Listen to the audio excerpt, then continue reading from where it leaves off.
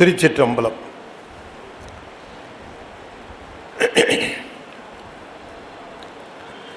ஆடும் வரிவேல் அணி சேவல் என பாடும் பணியே பணியாய் அருள்வாய். தேடும் கயமா முகனை செருவில் சாடும் தனியானை சகோதரன்.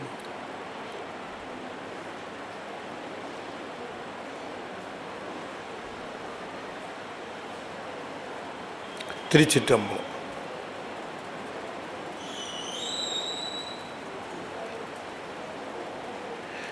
எழுதரு மறைகள் தேரா இறைவனை எல்லில் கங்குல் பொழுதரு காலத்தென்றும் பூசனை விடாது செய்து தொழுதகை தலைமீது ஏற துளும்புகண்ணூரில் மூழ்கி அழுது அடியடைந்த அன்பன் அடியவர்க்கு அடிமை செய்வாம். திருச்சிற்றம்பலம். தொல்லை இரும்பிறவி சூழும் தலை நீக்கி அல்லல் அறுத்து ஆனந்தமாக்கியதே எல்லை மறுவா நெறி அளிக்கும் வாதவூர் எம்கோன் திருவாசகம் என்னும் தேன். திருச்சிற்றம். தென்னாடுடைய சிவனே போற்றி, நாட்டவர்க்கும் இறைவா போற்றி, ஏகம்பத்துரையந்தாய் போற்றி, வாகம்பண்ணுரு ஆனாய் போற்றி, பராய்த்துறை மேவிய பரனே போற்றி, சிராப்பள்ளி மேவிய சிவனே போற்றி, அண்ணாமலையமண்ணா போற்றி, கண்ணாரமுதக் கடலே போற்றி, காவாய் கனகத்திரளே போற்றி, கைலை மலையானே போற்றி போற்றி, வெற்றிவேல் முருகனுக்கு அரோகரா. திருச்சிற்றம்பலம்.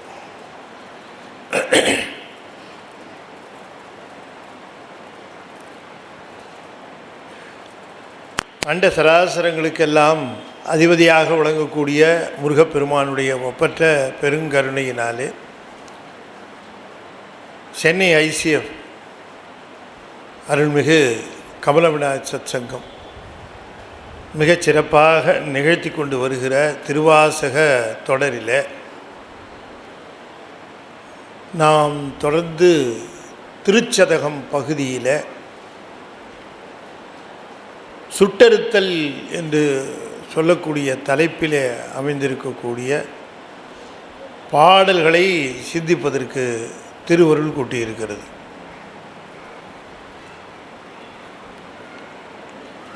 சுட்டறுத்தல் என்று சொல்லுவதனுடைய பொருள்,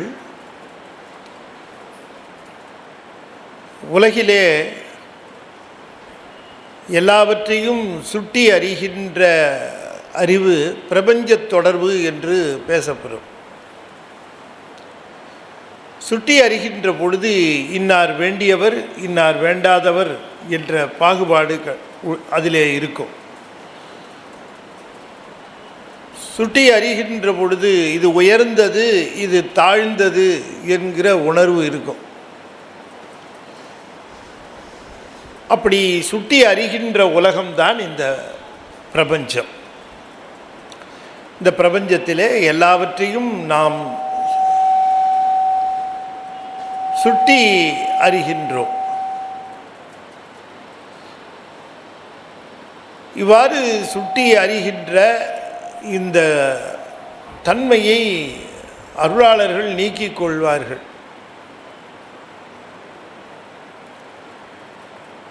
அதற்கு சுட்டறுத்தல் என்று பெயர். சுட்டி அறிகின்றது என்று சொல்லுகிற பொழுது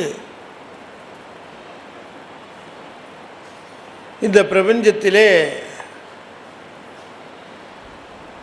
தனக்கு வேண்டிய நிலைகளை எல்லாம் தானாக அறியாது அது சிவமே அறிகிறது என்று சிவத்திடம் விட்டுவிடுவது. எனக்கு எது வேண்டும் என்பது சிவத்திற்குத்தான் தெரியும், எனக்கு எது வேண்டாதது என்பதும் சிவத்திற்குத்தான் தெரியும். எனக்கு எது வேண்டுவது எது வேண்டாதது என்பது எனக்கு தெரியாது என்று உணர்வது இருக்கு பாருங்க, அதுக்கு பேர் தான் சுட்டறுத்தல். இப்போ நம்ம போய் இறைவன்கிட்ட நிற்கிற பொழுது இறைவன்கிட்ட நாம் என்ன சொல்லுகிறோம்? இறைவன்கிட்ட எனக்கு இது வேண்டும், இது வேண்டாம், இதை தாரும், இதை தாராது நீக்கும் என்றெல்லாம் நாம் கேட்குறோம். அப்படி தான் கேட்குற வழக்கம். அப்போ இது வேண்டும், இது வேண்டாம், இது தருக, இதை தர வேண்டாம் என்று சொல்லுகிற பொழுது அவையெல்லாம் எனக்கு வேண்டியவையா வேண்டாதவையான்னு தீர்மானம் செய்வது யார்? யார் தீர்மானம் செய்கிறா? நாம் தான் தீர்மானம் செய்கிறோம். நாம் தீர்மானம் செஞ்சால் அது என்ன லட்சணத்தில் இருக்கும் அப்படிங்கிறது நம்ம பல தடவை நம்ம அனுபவத்தில் பார்த்துருக்குறோம் இல்லையா? கல்யாணம் தொடங்கி இல்லை உதாரணத்துக்கு தான் சொன்னேன். எவ்வளவு சிறப்பாக திருமணம் பண்ணியிருந்தாலும் நம்ம இப்படி பண்ணியிருக்க வேண்டாமே, வேற மாதிரி இல்லையா அப்படின்னு தோணுதில்ல. உண்மையிலேயே நமக்கு என்ன நினைப்பு வரணும்? இருக்கிறதுலேயே பெஸ்ட்டு தான் வந்திருக்குதுன்னு நினைக்கணும். நமக்கு தகுதிக்கு மீறி கொடுத்துருக்கார் சாமின்னு நினைக்கணும். நம்முடைய தகுதிக்கு மேலே தான் வந்திருக்குது அப்படின்னு நினைக்கணுமே தவிர நம்ம தகுதிக்கு தகுந்த மாதிரி கொடுக்கலையே சாமி அப்படின்னு நினைக்கிறது இருக்கு பாருங்க. அது எனக்கு எது வேண்டும், வேண்டத்தக்கது அறிவோய் நீ. எது வேண்டும் எது வேண்டாங்கிறது பெருமானுக்கு தான் தெரியும். அப்போ அதுக்கு பக்குவம் வந்துடும். இந்த பக்குவம் வருகிற பொழுது இன்னதை வேண்டுவதற்காக இறைவனிடம் செல்லாமல் எனக்கு அது வேணும்னா அவர் கொடுப்பார், எனக்கு அது வேண்டாம்னா கொடுக்க மாட்டார். ஏன்னா அவருக்கு தெரியும், என்னை விட நல்லா தெரியும். என்னை பற்றி என்னை விட எம்பெருமானுக்கு நல்லா தெரியும். ஒரு பொருள் வருகிற வரைக்கும் நாம் எப்படி இருப்போம், ஒரு பொருள் வந்த பிறகு நாம் எப்படி இருப்போம் அப்படிங்கிறது நமக்கு தெரியாது, சாமிக்கு தெரியும். ஒரு பொருள் வருகிற வரைக்கும் அதன் மேலே நமக்கு சொல்லனாத ஒரு ஆர்வம், கிரேஸு எல்லாம் இருக்கும். வந்தப்புறம் இதுக்கா இவ்வளவு சிரமப்பட்டோம் அப்படின்னு தோணி போகும் பல விஷயங்கள். ஆகையினாலே இந்த சுட்டறுத்தல் என்று சொல்லுவதற்கு பல்வேறு பொருள்களை சொன்னாலும் கூட சுட்டி அறிகின்றதாக இருக்கக்கூடியது பிரபஞ்சம். அப்படி சுட்டி அறியாமல் பொதுவாக அறிதல், ஒரு சேர அறிதல் என்றெல்லாம் சித்தாந்தத்தில் அதுக்கு பல்வேறு விதமான பொருள்களை சொல்வார்கள். ஒரு சேர அறிதல், சுட்டி அறியாமல் ஒரு சேர அறிதல், ஒன்றொன்றாக அறியாமல் ஒரு சேர அறிதல். அப்படி ஒரு சேர அறிகின்ற அந்த தன்மை, அந்த பிரபஞ்சத்தை ஒரு சேர அறிகின்ற தன்மை சித்தாந்தத்தில் சுட்டறிதல், சுட்டு அறுத்தல் என்று சொல்வார்கள். ஆனால் உண்மையிலேயே நாம் சற்று ஆழமாக அதனை சிந்திக்கிற பொழுது சுட்டறுத்தல் என்பது ஒன்றை சுட்டி இறைவனிடம் நின்று விண்ணப்பிப்பதை விட்டுவிட்டு, இறைவன் வியாபகமானவன், அவன் நன்மை தீமைகளை நன்கு அறிந்தவன், அவ்வாறு இருக்கின்றவன் நமக்கு வேண்டியதை வேண்டியவாறு தருவான் என்கிற அந்த நம்பிக்கை இருக்குமானால் நாம் அந்த நம்பிக்கையின் அடிப்படையில் இறைவனிடம் நின்று, பெருமானே அடியேனுக்கு எது சிறந்தது, அடியேனுக்கு இப்பொழுது எது உகந்தது என்று தேவரீரே அறிவீர். ஆகவே அந்த சிறந்ததையும் உகந்ததையும் தேவரீர் தந்தருள வேண்டும் என்றுதான் நாம் நிற்க வேண்டும். ஒன்றை சுட்டி இது எனக்கு வேண்டும் என்று கேட்பதை விட எது எமக்கு உகக்குமோ அதை தருவீராக என்று விண்ணப்பித்து நிற்பது பக்குவத்தினுடைய முதிர்வு அது. எதையும் வேண்டாமல் இருப்பது என்பது ஒன்று உண்டு. அவரிடம் சென்றால் எதையும் கேட்காமல் நிற்பது என்பது ஒன்று உண்டு. எதையும் கேட்காமல் இருப்பதை காட்டிலும் எது உகந்ததோ அதை தேவரீர் தர வேண்டும், இந்த உயிருக்கு பிறவாமை தர வேண்டும் என்று உகந்ததாக இருக்குமானால் தந்து விடுவீர் என்று அதனை விண்ணப்பித்தல் வேண்டும். காரைக்கால் அம்மையார் கூட விண்ணப்பம்தான் செய்கிறார்கள், பலரும் விண்ணப்பம் செய்கின்றார்கள்.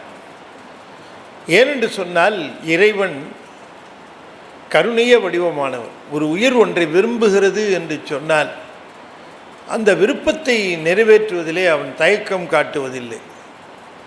ஆகையினாலே இறைவன் நம்முடைய விருப்பத்தை நிறைவேற்றுகிறவன் என்கிற அந்த ஆழமான செய்தி நமக்கு தெரிந்த காரணத்தினால நாம் மிக முக்கியமான இந்த பிறவாமையை எப்பொழுதுமே கேட்டுக்கொண்டு இருக்க வேண்டும்.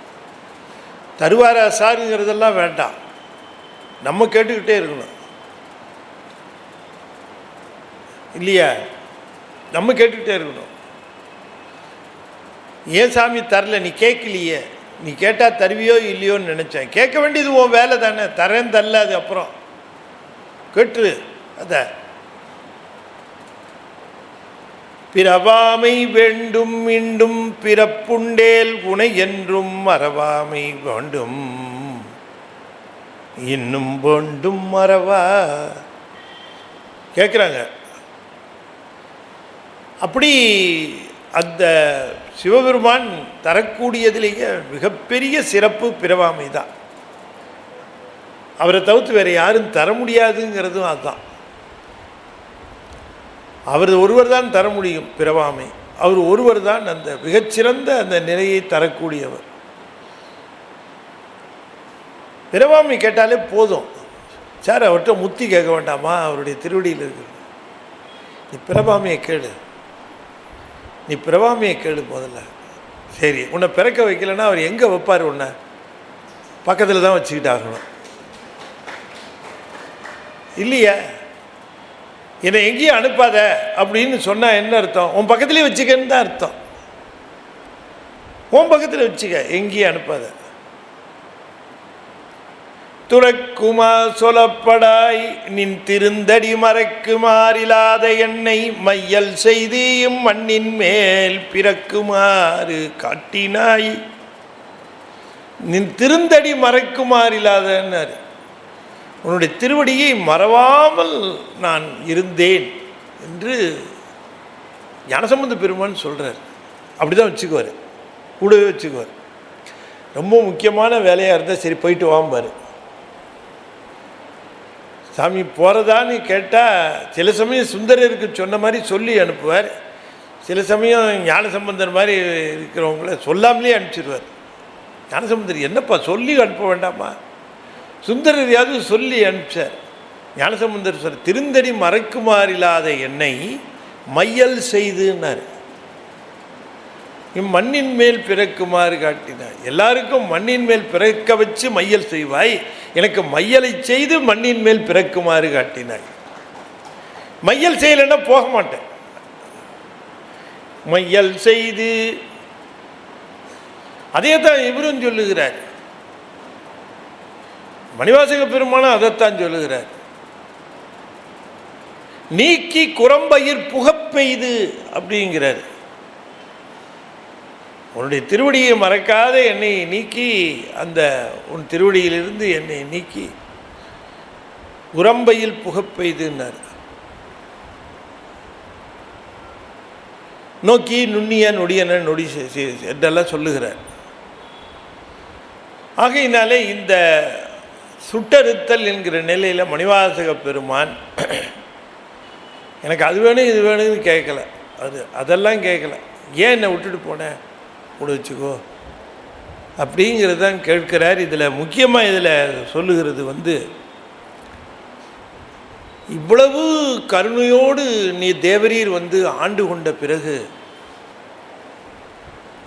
ஒருவேளை நான் என்னை விட்டு தேவரீர் நீங்கியது கேட்குறாரு. இதை விட்டு நீங்கியது ஒரு வேளை நான் கவனக்குறைவாக விட்டுட்டேனா, கவனக்குறைவாக உன்னை இழந்து விட்டேனா, எப்படி உன்னை நான் வச்சிருந்திருக்கணும். ஒரு மிகப்பெரிய நிலையில் கிடைத்த ஒரு பொக்கிஷத்தை ஒரு இழந்தவன் போல இழந்து விட்டு அதுக்கப்புறம் 1000 காரணம் அதுக்கு சொல்லிக்கிட்டு பத்திரமா வச்சுக்கோ அப்படின்னு ஒரு பொருளை கொடுத்ததுக்கப்புறம் தொலைச்சதுக்கப்புறம் 1000 காரணம் சொல்லி who will be carrying for the reasons. பெரிய ஆஃபீஸர் சொல்கிற மாதிரி I am not interested in excuses, I am interested only in the result. இப்போ நான் 1000 காரணம் நினச்சி பார்க்குறேன். ஏன் சாமி எவ்வளோ பெரிய பாக்கியம், யாருக்கும் கிடைக்காத பாக்கியம் எனக்கு கிடைச்சிது. அதை நினச்சி வருந்துறார். இந்த பகுதி முழுக்கவே அந்த மாதிரி பாடல் தான். எப்படி உன்னை நான் நினைந்து பார்த்துருக்க வேண்டும் சொன்னால் கூட நம்ப மாட்டேங்கிறாங்க. சாமி வந்தாரியான்னா, சாமி எப்படிங்க வருவார், யாராவது அனுப்பிச்சிருப்பார். இல்லைப்பா, சாமியே தான் வந்தார், சாமியே தான் வந்தார். அப்படி இறைவனே குருவாக வருகின்ற ஒரு மிகப்பெரிய பாக்கியத்தை நான் பெற்ற பிறகு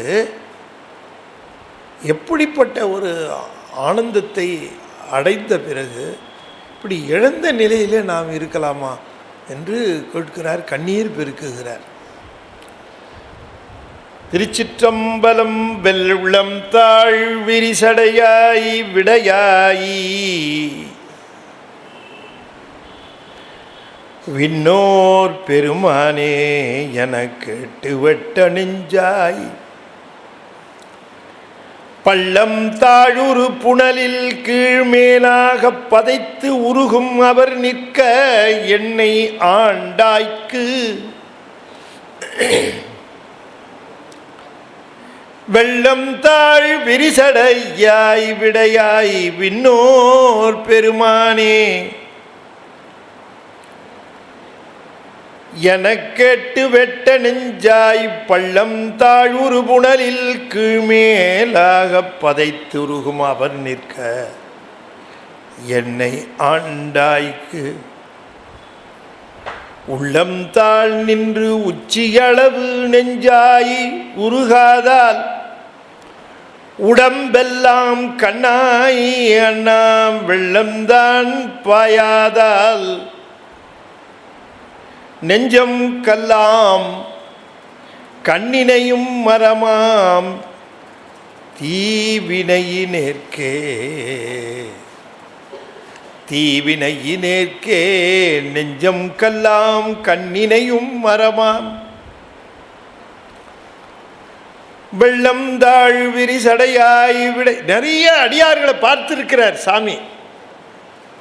நிறைய அடியார்கள் திரு ஆலவாய் திருக்கோயிலில் பெருமான் மேலே பக்தி கொண்ட அடியார்கள், பைத்தியமாக திரிகின்ற அடியார்கள், எப்பொழுதும் சிவநினைவாகவே இருக்கிற அடியார்கள், இப்படிப்பட்ட அடியார்களை எல்லாம் பார்த்திருக்கிறார். அவர்கள் எப்படி பதித்து நிற்பார்கள் என்று சொன்னால், வெள்ளம் தாழ்விரி சடையாய், கங்கை நதியை சடையிலே சூடிக்கொண்டிருக்கக்கூடிய பெருமானே, ரிஷபத்திலே ஆரோகணித்து வருகிறவனே, விடையாய் விண்ணோர் பெருமானே, விண்ணவர்களுக்கு தலைவனாக இருக்கக்கூடிய எங்கள் சிவபெருமானே என்று அந்த புகழ் மொழிகளை கேட்டு வெட்ட நெஞ்சாயி, அந்த மாதிரியான சிவபெருமானுடைய துதிகளை கேட்டு பதைத்து உருகி நிற்பார்கள் அவர்கள். சிவபெருமானை பற்றி யாராவது பாடுகிறார்கள், துதிக்கின்றார்கள், அவருடைய அடையாளங்களை சொல்லுகிறார்கள், அதுதான் நமக்கு அது தூண்டும். கங்கை சூடியவனேன்னா சிவனை தவிர்த்து வேறு யாரும் கிடையாதுல்ல, பிறை சூடியவனேன்னா யாரும் கிடையாதுல்ல, பித்தா பிறை சூடி, அந்த அடையாளத்தை சொல்லணும். இந்த அடையாளத்தை சொல்லுகிற பொழுது நமக்கு ஏற்படுகிற ஒரு மகிழ்ச்சி இருக்குது பாருங்க, அது பெரும் மகிழ்ச்சி இல்லையா? கங்கையை சடையிலே சூடிய பெருமானே, பிறையை சூடிய பெருமானே அப்படின்னு சொல்லுகிற பொழுதெல்லாம் ஏற்படுகிற ஒரு மகிழ்ச்சி இருக்குது. அது சிவனுடையார்களுக்கு அது பெரிய மகிழ்ச்சியாக இருக்கும், பெரிய மகிழ்ச்சியாக இருக்கும். சார் நீங்கள் ரொம்ப புத்திசாலி சார் அப்படின்னு சொல்கிற மகிழ்ந்துட மாட்டாங்க. சார் சிவபெருமான் இருக்காரு, அவருடைய பெருமையே தனி பெருமை சார் அப்படின்னா உடனே மகிழ்ந்து போவாங்க. இது வழக்கமாக இது ரிவர்ஸில் தான் இருக்கும் இல்லையா? நமக்கு நம்மளை பற்றி கொஞ்சம் புகழ்ச்சியாக சொன்னால் நமக்கு நம்மளை அறியாமலேயே அந்த ஒரு இன்பம் வரும் இல்லையா? தன் புகழ் கேட்டு மயங்காதார் யார்? யாருக்குமே என்னங்க குழந்தைய அது கேட்டு மயங்குது, நல்ல பாப்பா நீ தான் சமத்து நல்ல பாப்பான்னு ஒன்று எல்லா வேலையும் செய்யுது, அந்த பாப்பா செய்யுது. அதில் ஆரம்பிக்கிற அந்த ஆணவம் நமக்கு பாருங்களேன் குழந்தையிலேருந்து இருக்கு. இந்த புகழ்ச்சியை கேட்டாலே அது ஒரு தனி கிறக்கம் அப்படியே. ஆனால் அந்த புகழ்ச்சியை கேட்டு கிறக்கம் வரக்கூடாது, சிவனுடைய புகழ்ச்சியை கேட்டு தான் அந்த கிறக்கம் வரணும். இவர்களுக்கு அப்படி வருமா அந்த அடியார்களுக்கு? மணிவாசகர் சொல்கிறார், அப்படிப்பட்ட அடியார்கள் இருக்கிறாங்க. அவங்கள்ட்ட போய் அவங்கள பற்றி பெருமையாக சொல்லிட்டு இருந்தால் காதிலே வாங்க மாட்டாங்க. உங்களை மாதிரி பக்தி யாருங்க செலுத்த முடியும்? எவ்வளோ பக்தியாக இருக்கிறீங்க, எவ்வளவு நேர்த்தியாக, அதெல்லாம் காதிலே வாங்க மாட்டாங்க. சிவபெருமான ரிஷபாரூடராக பார்த்தேன், அங்கே வந்துட்டு இருந்தார் வாகனத்தில், என்ன கொள்ள அழகுனா எங்கே பார்த்தீங்க எப்படி பார்த்தீங்க அப்படின்னு பெருமானுடைய அழகை அப்படின்னா அதை கேட்டு அவங்க வேட்ட நெஞ்சாயினார். என்னை பார்த்த நெஞ்சு இல்லை, என்னை கேட்டு சுவாமி சொன்னார். இந்த அடியார்களெல்லாம் கேட்டாலே போதும் உணர்ச்சி வசப்படுவார்கள், பார்த்தால் உணர்ச்சி வசப்படுவது இருக்கும். பெருமானுடைய திருக்கோலத்தை பார்த்தா உணர்ச்சி வசப்படுவது இருக்கலாம். ஆனால் பெருமானுடைய திருக்கோலத்தை பார்த்தேன் என்று ஒருவர் சொல்லி புகழ்ச்சியை சொல்லுகிற பொழுது கேட்டு வெட்ட நெஞ்சாய் அப்படி இருக்கிற அடியார்கள். பதைத்து உருகும் அவர் நிற்க, பதைத்து உருகும் அவர் நிற்க, அவர்கள் பதைத்து உருகுகிறார்கள், பதைத்து உருகுகிறார்கள். சிவபெருமானுடைய திருநாமத்தை சொல்லி பதைத்து உருகுகிறார்கள். அவர் நிற்க என்னை ஆண்டாய்க்கு, அவர்கள் எப்படி பதைத்து உருகுகிறார்கள்? கீழ் மேலாக பதைத்து உருக. பள்ளந்தாழ் உருபுணலில் கீழ் மேலாக பதைத்து உருகும் அவர் நிற்க. இப்படிப்பட்ட அடியார்கள் இருக்கிறார்கள். அவர்களெல்லாம் இருக்கும்போது என்னை வந்து ஆண்டாய். நான் இந்த மாதிரி பண்ணதே இல்லை.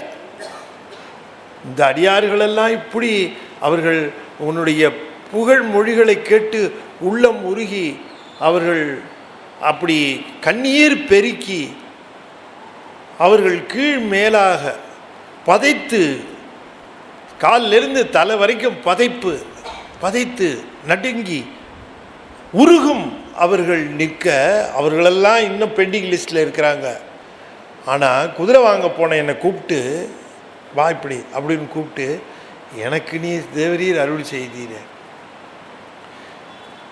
பள்ளந்தாழ் உருபுணலில் கீழ் மேலாக, அதில் ஒரு நயம் வச்சார். அதில் ரொம்ப சரி, அவங்களாம் இருக்கும்போது என்ன, இந்த பள்ளந்தாழ் உருபுணலில் கீழ் மேலாக அப்படிங்கும் பொழுது அது என்னன்னு கேட்டிங்கன்னா, வெள்ளம் பெருக்கெடுத்து வர்றதுக்கு முன்னாடி பள்ளமெல்லாம் இருக்கும், கல்லெல்லாம் கிடக்கும், கல்லுங்க கிடக்கும். இந்த வெள்ளம் பெருக்கெடுத்து வரும். பெருக்கெடுத்து வந்த உடனே என்ன பண்ணும், இந்த கல்லையெல்லாம் என்ன பண்ணும், உருட்டிக்கிட்டு வரும். கல்களையெல்லாம் நல்ல பெருசாக திணிவாக இருக்கிற கல்லெல்லாம் கூட உருட்டிட்டு வந்து, இந்த கல்லையெல்லாம் உருட்டிட்டு வந்து என்ன பண்ணும், இந்த பள்ளத்தில் தள்ளி விட்டுரும். பள்ளத்தில் தள்ளி விடுறது மட்டும் இல்லை, பள்ளத்துக்குள்ளே இந்த காஞ்சி போன சருகெல்லாம் கிடக்கும், அதை மேலே கொண்டு வந்துடும். கீழே இருக்கிற சருகெல்லாம் மேலே வந்துடும், மேலே இருக்க கல்லெல்லாம் கீழே போயிடும். திண்ணிய அடியார்களெல்லாம் கீழே போக சருகு மாதிரி இருக்கிற நானும் மேலே வந்து நின்றுட்டேனே, கீழ் மேலாகன்னாரு. கீழ் மேலாக, கீழே இருந்த சருகு மாதிரி அந்த சருகு அந்த வெள்ளத்தில் மேலே வந்ததுன்னா பெருமானுடைய கருணை வெள்ளத்தினாலே என்ன அடித்து மேலே கொண்டு வந்து எனக்கு பெருமையை கொடுத்துட்டுகிறே அப்படின்னு சொல்கிறார். பள்ளந்தாழ் ஒரு புனலில் கீழ் மேலாக பதைத்து உருகும் அவர் நிற்க, பதைத்து உருகும் அவர் நிற்க, என்னை ஆண்டாய்க்கு, என்னை ஆண்டீரே. அப்போ நான் அதுக்கு என்ன பண்ணியிருக்கணும்? இவ்வளவு பேர் இருக்கும் பொழுது என்னை கூப்பிட்டு அப்படி நீ அந்த பெருங்கருணையை புரிந்தீர் என்று சொன்னால் நான் எப்படி இருந்திருக்கணும் உமக்கு? அவங்கள விட அல்லவா பன்மடங்கு எனக்கு உன் மேலே அன்பு வந்திருக்கணும். எனக்கு வள்ளி ஏங்கிறாரு உன் மேலே அன்பு. அப்போ சொல்கிறாரு பாருங்க, இது நம்புகிற மாதிரி இருக்கா?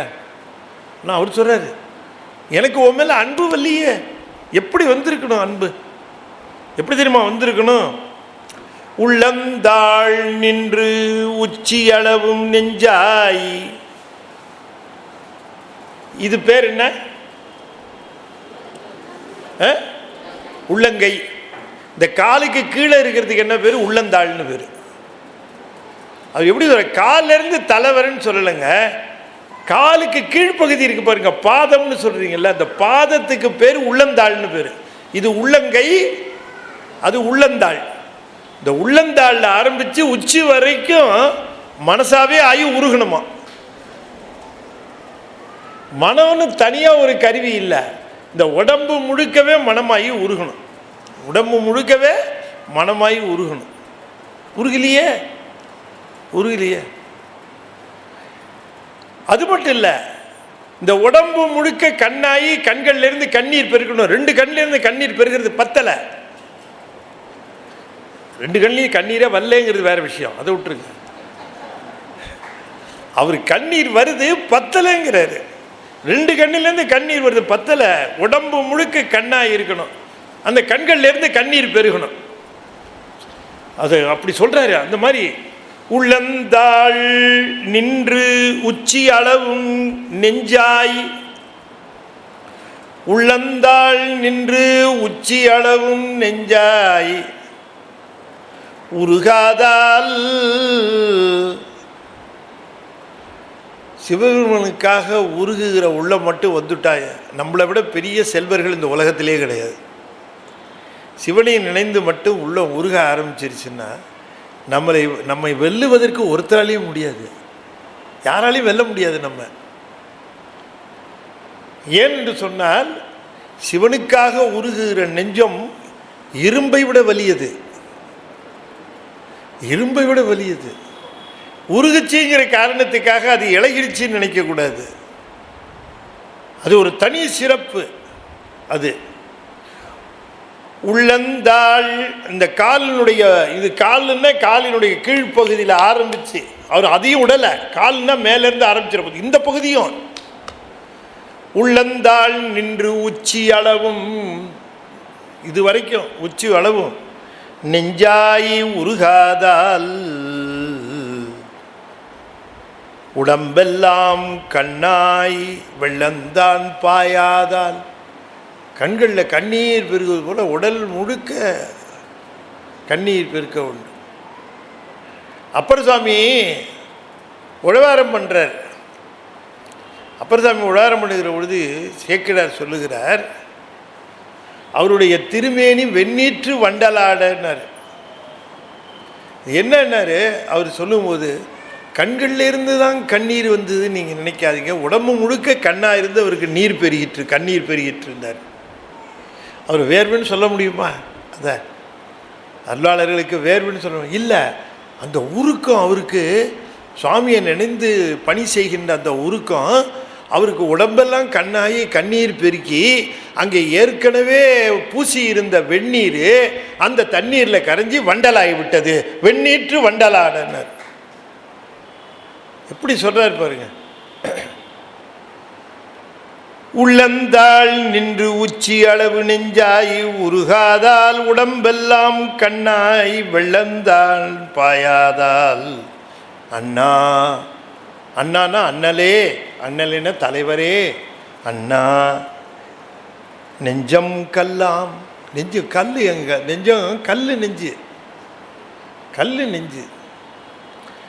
நீங்கள் பார்த்தீங்கன்னா இந்த சில சமயம் சில விஷயங்களை கேட்கிற பொழுது நெஞ்சு சிலுக்கும்.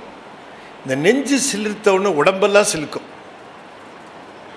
இது உடம்பு தானாக சிலிக்கிறது இல்லை, நெஞ்சு சிலிர்த்ததுனால உடம்பு சிலிர்க்கும். அப்போ நெஞ்சு உடம்பெல்லாம் நெஞ்சாகி சிலிர்த்தது, அதுதான் சிலிர்த்தல். உடம்பே நெஞ்சாகி போய் சிலிர்க்கும். அது உடம்புக்கு சிலிர்த்தல் இல்லை, நெஞ்சுக்கு தான் சிலிர்த்தல். இது எண்ணத்தினாலே அது சிலிர்க்கும். சிலிர்த்த உடனேயே உடம்பு முழுக்க சிலிர்க்கும்.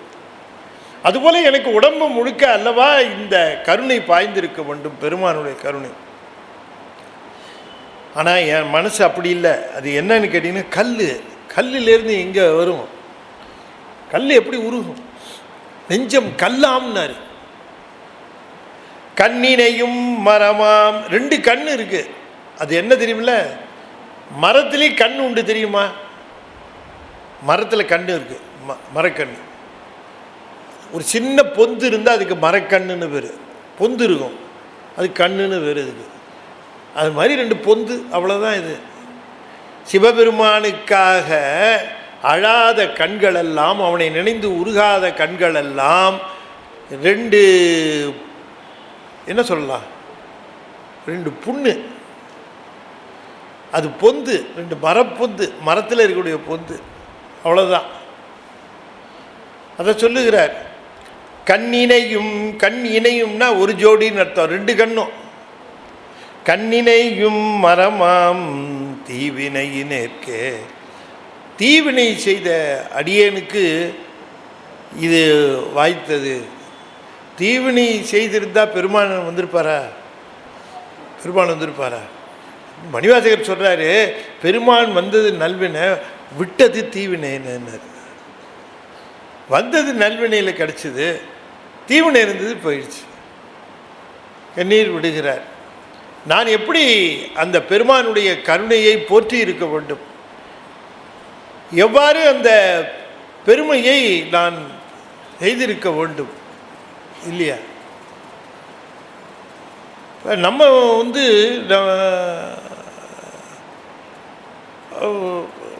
உதாரணத்துக்காக சொல்கிறேன், உங்களுக்கு உதாரணத்துக்காக.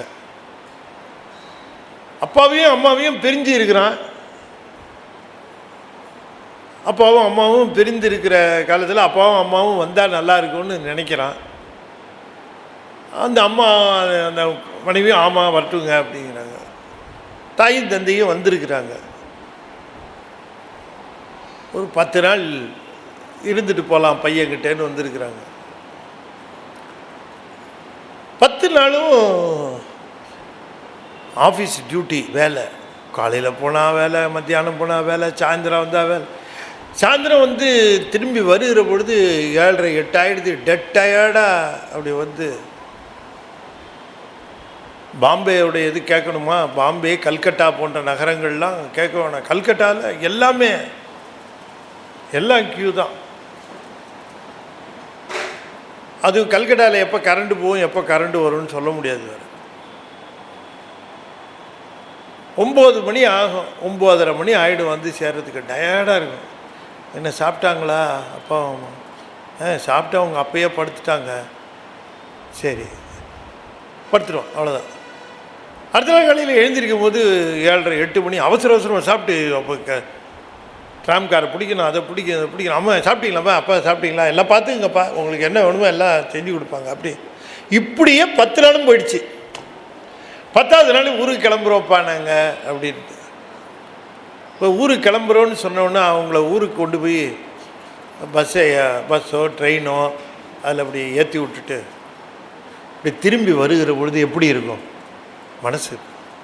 வர சொன்னமே, 10 நாள் நல்லா பேசலையே, அவங்களுக்கு வேணுங்கிறத செய்யலையே, இப்படி வர சொல்லிவிட்டு நம்ம கவனிக்காமல் போனோமேனு ஒரு சாதாரண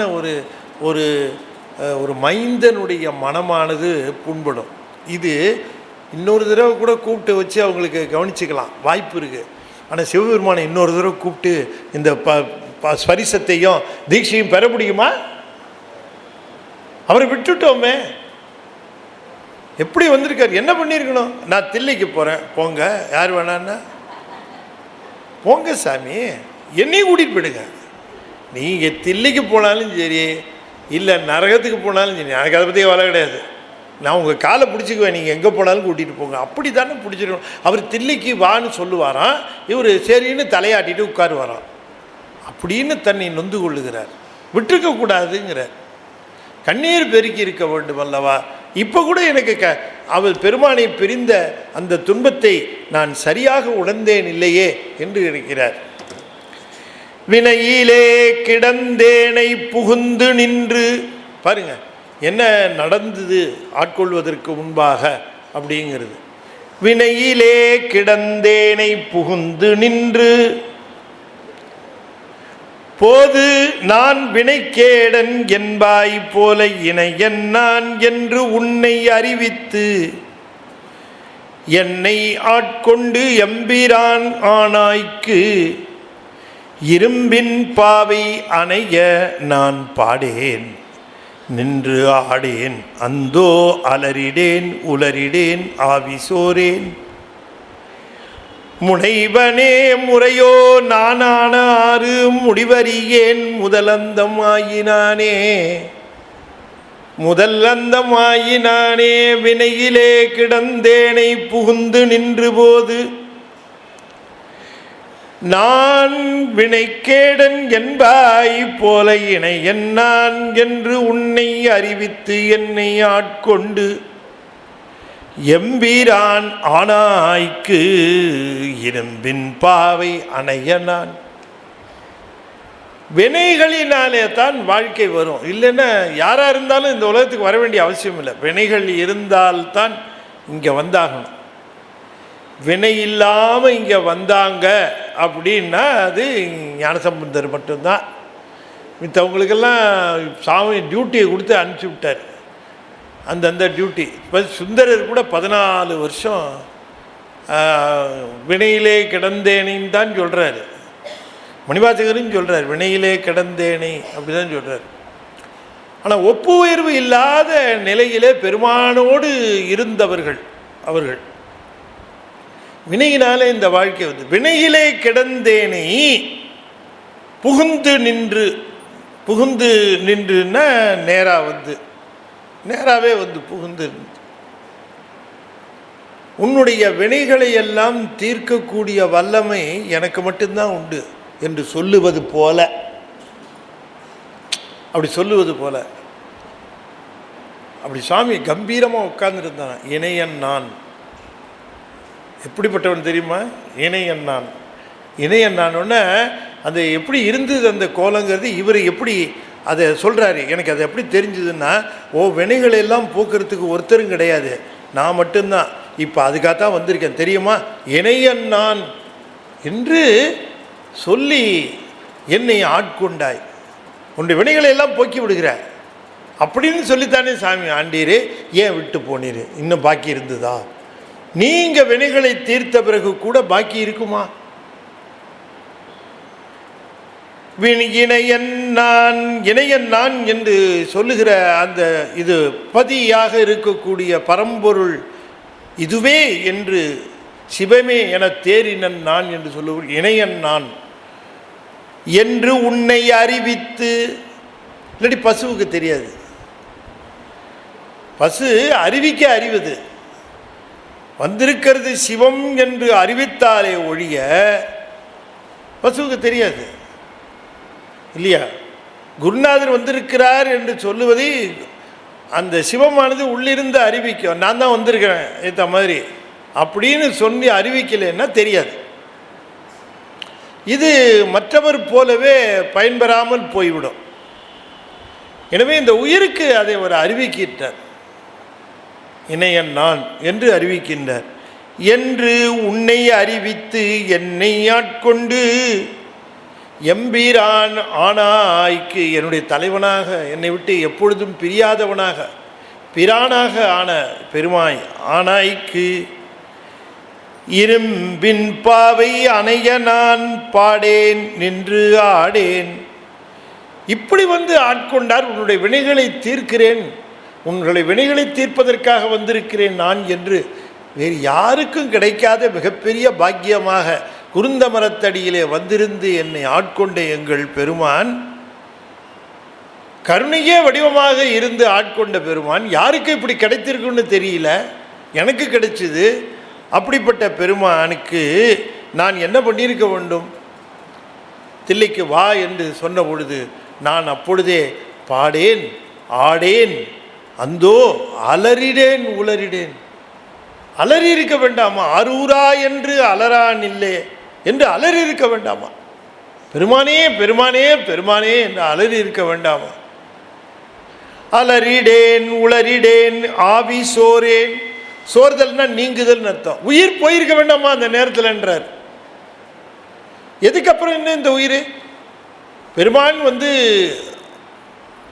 பெருங்கருணையோடு உண்மையாம் ஆட்கொள்வோம், உம்முடைய வினைகளை நாம் நீக்குவோம் என்று சொல்லி என்னை ஆட்கொண்ட பிறகு நான் அவருடைய பெருமையை அங்கேயே சொல்லி பெருமானுடன் ஒன்றுபட்டு நின்றிருக்க வேண்டியவன் அவரை விட்டு விட்டு நிற்கிறேனே, இன்னும் நிற்கிறேனே. அணைய நான் பாடேன், நின்று ஆடேன், அந்தோ அலறிடேன், உளறிடேன். உளறுதல் என்றால் சோர்தல் அர்த்தம், சோர்ந்து போதல், தளர்தல் அர்த்தம். ஆவி சோரேன், ஆவியை உயிரை நீங்காமல் இருக்கிறேன். முனைவனே முறையோ நான் ஆனாறு முடிவறியேன். பெருமானே இப்படி எம்மை ஆட்கொண்டு போனீர். எம்மை ஆட்கொண்டு போன பிறகு என்னிடம் ஏற்படக்கூடிய மாற்றங்கள் என்னை நல்ல வழியிலே கொண்டு போய் சேர்க்குமா சேர்க்காதா என்று தெரியல. ஒருவேளை திருப்பரந்துறையிலே எம்மை ஆட்கொண்ட பிறகு எப்படி இருக்கிறான்னு பார்ப்போம், அதுக்கப்புறம் நம்ம வில் டேக் எ டிசிஷன் அப்படின்னு சுவாமி இருந்துட்டாருன்னா பார்க்கலாம் எப்படி இருக்கிறான் என்னன்ட்டு. ஆட்கொண்டு அதுக்கப்புறம் நடவடிக்கை எப்படி இருக்குது இல்லையா? சில சமயம் ஒரு அதான் சொல்லுவாங்க, ஒருத்தரை பற்றி நல்லா தெரிஞ்சுக்கணும்னு சொன்னால் அவங்களுக்கு பவர் கொடுத்து பார்க்கணும். பவர் கொடுத்தா தான் தெரியும், தலைகீழாகவே கதை மாறிடும் இல்லையா? அவங்க உடனே இல்லையா பவர் வந்துருச்சு. சிவபெருமானே ஆட்கொண்டார் அப்படிங்கிற மிகப்பெரிய ஒரு பெரிய நிலையை அவருக்கு தந்த பிறகு இன்னும் நிலை மாறாமல் இருக்கிறானா இல்லை தலைகீழ நின்றுட்டு ஆடுறானான்னு கொஞ்சம் பார்ப்போம் அப்படின்னு விட்டு வச்சிருக்காரோ? எப்படிலாம் சந்தேகம் வருது பாருங்க, சந்தேகம் வருது. ஆட்கொண்டு விட்டார், ஆட்கொண்ட பிறகு தில்லைக்கு வா என்று சொல்லிவிட்டார். அப்போ ஆட்கொண்ட பிறகு வாதவூரன் எப்படி இருக்கிறான்னு பார்ப்போம் என்று எண்ணி விட்டு இருக்கிறாரா? அலறிடேன், உளறிடேன், முறையோ நான் ஆனாறு. சாமி, நான் இப்பொழுது இருக்கக்கூடிய இந்த நிலை முறையோ, தேவரீர் அறிகின்ற முறையோ, நான் ஆனாறு முடிவறியேன், முதல் அந்தம் ஆயினானே. முதலும் அந்தமுமாக ஆயினானே, முதல் அந்தம் ஆயினானே. ஆதியும் அந்தமும் ஆயினான், ஆதியும் அந்தமும் ஆயினான், முதல் அந்தம் ஆயினானே என்று சொல்லுகிறார். ஆதியும் அந்தமும் இல்லா அரும்பெரும் சோதியை யாம்பாட கேட்டேயும் என்று பாடியவர் அல்லவா? முதலும் அந்தமும் ஆயினானே. ஆய நான் மறையவனும் நீயே ஆதல் அறிந்து யான் யாவரினும் கடையனாய நாயினேன் ஆதலையும் நோக்கி கண்டும் நாதனே நான் உனக்கு ஓர் அன்பன் என்பேன் ஆயினேன்.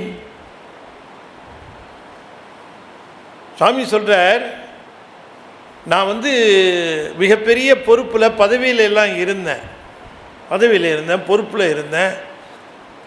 அப்போ எல்லாம் நான் உன்னை மறக்கலை, கோயிலுக்கு வந்திருக்கிறேன், பதவியில் இருந்தேன், பொறுப்பில் இருந்தேன். இந்த மற்ற அடியார்கள் போல எல்லாம் என்னுடைய அன்பை வெளிப்படுத்தினான்னு எனக்கு தெரியல. மற்ற அடியார்கள் பழி கடந்தார்கள், திருக்கோயிலே பழி கடந்தார்கள், தொண்டு செய்தார்கள், இப்படியெல்லாம் இருந்தார்கள். நான் அந்த அளவுக்கு இருந்தேனான்னு தெரியல. எனக்கு ஒன்றே ஒன்று தெரியும், என்னன்னு கேட்டால், தேவரீர் இந்த உலகத்திற்கு அறங்களை சொன்னவர், ஒழுக்கத்தை போதித்தவர், இன்னும் சொல்ல போனால் சிவன் நெறியை உலகத்திற்கு தந்தவர் என்று தெரியும். அப்படி சிவநெறியை தந்தவர் என்று நான் அறிந்து கொண்டேன். நான் மறையவனும் நீயே ஆதல் அறிந்து. பெருமானுடைய மிகப்பெரிய அந்த சிறப்பை பெருமானே நான் அறிந்தேன். அறிந்து கொண்ட அளவிற்கு உம்மிடம் அன்பு செலுத்தினேன்னு தெரியல. மணிவாசகர் ரொம்ப கேர்ஃபுல்லாக இருப்பார். அறிந்தேன் என்பாரே தவிர அன்பு செலுத்தினேன்னு சொல்லிட மாட்டார் இல்லையா? அறிந்து அன்பு செலுத்தினேன்றோம் நம்ம அவசரப்பட்டு. அவர் அறிந்தேன் அன்பு செலுத்தினேன்னு சொல்ல முடியாது. ரொம்ப ரொம்ப ரொம்ப கவனமாக இருப்பார். நான் சாமி மேலே எனக்கு ரொம்ப அன்புன்னு நம்ம அடிக்கடி சொல்லிவிடுவோம். ஆனால் மணிவாசகர் ஒரு இடத்துல சொல்லியிருக்காரா நீங்கள் சொல்லுங்கள்? திருவாசகத்தை மொத்த இடத்துல சிவபெருமான் மேலே எனக்கு சொல்லணாத அன்பு அப்படின்னு எங்கேயாவது சொல்லியிருக்காரு? அன்பில்லாதவன் பாரு.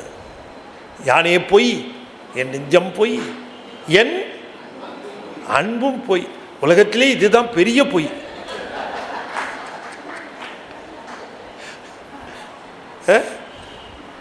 அப்படி சொல்லுவார். ஆனால் நாம் கொஞ்சம் அன்பு வச்சுருப்போம். ஆனால் நம்ம என்ன பண்ணுவோம்? அதை எப்படியாவது வெளிப்படுத்திக்கிட்டே இருப்போம். சாமி மேலே எனக்கு ரொம்ப அன்புங்க, சிவபெருமான் எனக்கு தேவாரம் பாடினா எனக்கு ரொம்ப இஷ்டங்க, நான் தேவாரம் பாடிக்கிட்டே இருப்பேங்க என்றெல்லாம் நம்முடைய அன்பை தப்பு இல்லை. அன்பை வெளிப்படுத்துவது நமக்கு இயல்பு, வெளிப்படுத்துவோம். ஆனால் மணிவாசகர் ரொம்ப கான்ஷியஸாக இருப்பார். எங்கேயாவது அன்புன்னு சொல்லிட போகிறோன்ட்டு ரொம்ப கவனமாக இருப்பார். அதனால் நீ நான்மறையவனாய் இருந்து இந்த உலகத்திற்கு அறநெறியையும் சிவநெறியையும் ஒழுக்கத்தையும் போதித்தவன் என்பதை தெரிந்து கொண்டேன். அறிந்து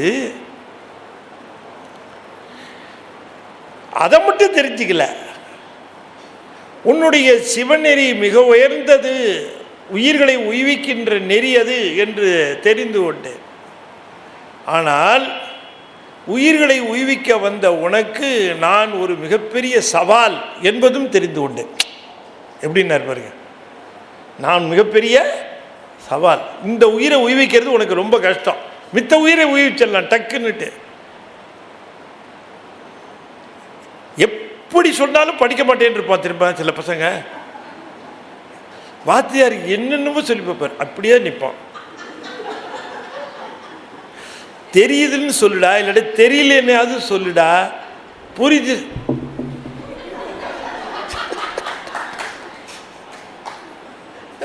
அப்படி வாத்தியாருக்கு டென்ஷன் ஏறி அப்படி இவனை எப்படியாவது தேத்தி நீங்க பாஸ் பண்ண வைக்கலன்னா உங்க வேலை காலின்ட்டார் ஹெட் மாஸ்டர். நீங்க சொல்லுங்க எப்படி இருக்கும்?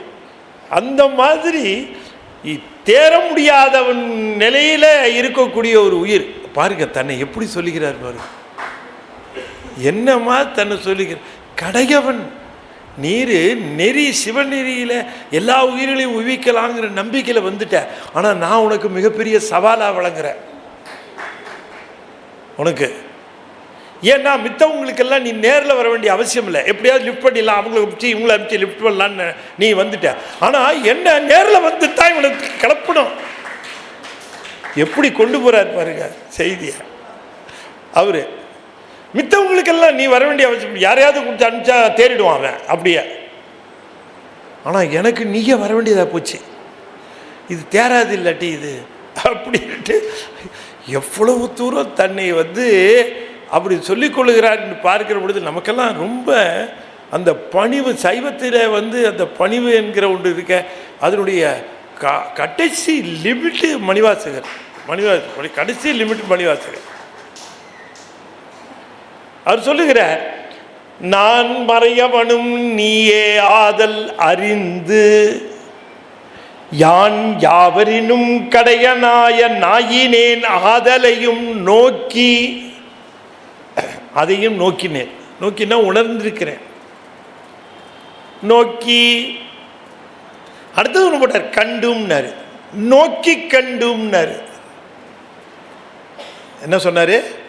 நோக்கி நோக்குதல்னா என்ன? காணுதல் தான் இல்லையா? காணுதல் தான் நோக்குதல். நடு சென்டர்மா நடு சென்டரில் தான் சார் இருக்குது அந்த வீடுமா. நடுவில் இருக்குதுன்னு சொன்னால் என்ன, அவ்வளோ சென்டரில் இருக்கான். அதை ஷாப்பு கடைக்கு போயிட்டு வரேம்மா, கேட்டு வாசலை மூடும்மா, இப்படிலாம் அது மாதிரி சொல்லிட்டார். நோக்கி கண்டு அப்படின்னு இல்லை, என்னுடைய சிறுமையை நோக்கி உம்முடைய பெருமையை கண்டு, உம்முடைய கருணையை கண்டு, நோக்கி கண்டு. ஒன்றே ஒன்று தான் சொன்னேன், வேற ஒன்றும் சொல்லலை.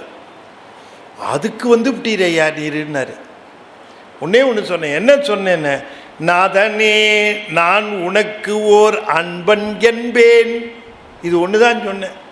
நான் உனக்கு அன்பன் அன்பன்னு சொன்னேனே, அதுக்கு ஏதாவது இலக்கணமாக ஏதாவது செய்திருக்கிறேனா அப்படின்னு கேட்டால் எனக்கு செய்யறதுக்கு நேரம் இல்லை, நான் செஞ்சதும் இல்லை. ஆனால் சொல்லுவேன், நான் உனக்கு ஒரு அன்பன். நான் உனக்கு அன்பன்னு ஒன்று சொன்னதை கேட்டுவிட்டு இப்படியா நேரம் வருவாங்க? உன் கருணைக்கு அளவு கிடையாதான்னார். நான் உனக்கு ஓர் அன்பன் ஆயினேன், அன்பன் என்பன் ஆயினேன், அன்பன் என்பன் ஆயினேன், அன்பன் என்பேன் ஆயினேன். அன்பன் என்பேன்னா போதும், என்பேன் ஆயினேன் என்று சொல்லுகின்றதை மட்டும் செய்து கொண்டவனாக இருந்தேன். அன்பன்னு சொன்னுவேன், சொன்னதோடு சரி, என்பேன் ஆயினேன் அந்த மாதிரி சொல்லிகிட்டு இருக்கிறவனா போனேன். சொல்லிகிட்டு இருக்கிறதுக்கு தகுந்த மாதிரி நடந்துக்கிட்டேனான்னு கேட்க முடியாது. அன்பனாக இருந்தானா, அதனால தான் பாருங்கள், அந்த அன்பன்னு சொல்கிறது கூட யோசிக்கிறான். அன்பன் என்பேன் ஆயினேன், அன்பன் ஆயினேன் இல்லை, அன்பன் ஆயினேன் இல்லை, அன்பன் என்பேன் ஆயினேன், அன்பன் என்பேன் ஆயினேன். அன்பன்னு அன்பன்னு சொல்லக்கூடியவனாக அது அந்த செயலில் எல்லாம் காட்டல. வாய் நிறைய சொன்னேன், வாய் நிறைய சொன்னேன், அந்த செயலில் ஒன்றும் காட்டின தெரியல. அன்பன் என்பேன் ஆயினேன் ஆதலால் ஆண்டு கொண்டாய், ஆதலால் வந்து ஆண்டு கொண்டாய். கேட்குறாரு, ஒரு கேள்வி கேட்குறாரு. அடுத்தது அது ரொம்ப ஒரு அற்புதமான கேள்வி கேட்டு, சாமி நான் கேட்குறேன்னு நீ தப்பாக நினச்சிக்காத, உனக்கு அடியாரில் ஏதாவது ஷார்ட்டேஜா சாமி அப்படின்னு கேட்டார். ஆண்டுகிட்டதுக்கு இவ்வளோவா சாமி, உங்களுக்கு அடியாரில் ஏதாவது ஷார்ட்டேஜ் ஆகிடுச்சா? அடியார் கூட்டம் பத்தலையா? ஆள் இல்லையா? அடியார் தான் இல்லையே, இல்லையேன்னா இல்லையோ. ஏகாரம் வந்து வினா, ஏகாரம் வினா.